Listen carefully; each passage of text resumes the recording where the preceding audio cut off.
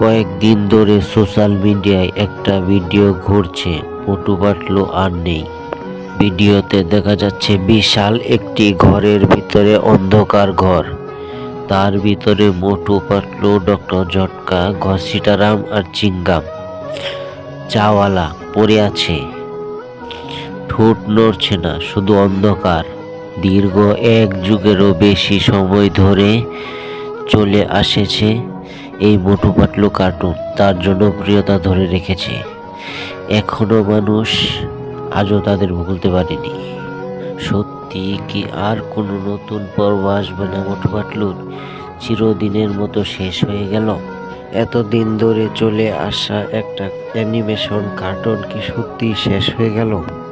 এইটা শুধুমাত্র কার্টুন ছিল না, এটা ছিল আমাদের আবেগ, ভালোবাসা, অনুভূতির একটা কার্টুন। পুরো একটা জেনারেশন বড় হয়েছে এই কার্টুন দেখে। দুপুরবেলা ভাত খেতে বসে মোটু পাতলু না দেখলে ভাত খাওয়ার মজা আসতো না। বিকেলবেলা বন্ধুদের সাথে সবাই মিলে মোটু পাতলু দেখতাম। মোটু পাতলু কি শুধুই সাধারণ একটা অ্যানিমেশন কার্টুন ছিল? না, এখান থেকে আমরা অনেক কিছু শিখতে পারি। বন্ধুত্ব, ভালোবাসা, একে অপরের প্রতি বিশ্বাস, অসহায় মানুষকে সাহায্য করা, বিপদগ্রস্ত মানুষের পাশে দাঁড়ানো, এক বন্ধুর প্রতি আরেক বন্ধুর ভালোবাসা। সত্যি কি মোটু পাতলু শেষ হয়ে গেছে? না, তদন্ত করতে গিয়ে বেরিয়ে এসেছে চাঞ্চল্যকর সব তথ্য। আসলে জনপ্রিয়তা ধরে রাখার একটি মাধ্যম।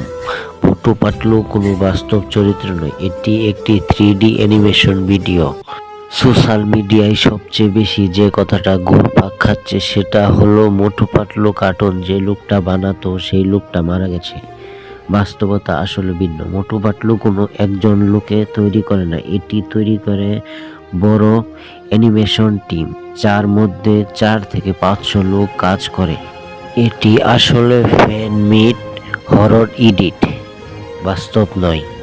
সোজা কথা হলো মোটু পাতলু কার্টুন বন্ধ হয়ে যায়নি। ভয় দেখিয়ে ভাইরাল করার ধান্দা, মানুষের আবেগ অনুভূতি নিয়ে খেলা করা, মিলিয়ন মিলিয়ন ভিউজ।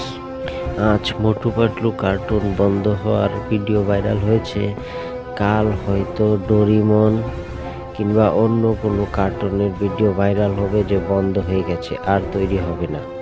এটি আসলে গুজব, এটি সত্য নয়।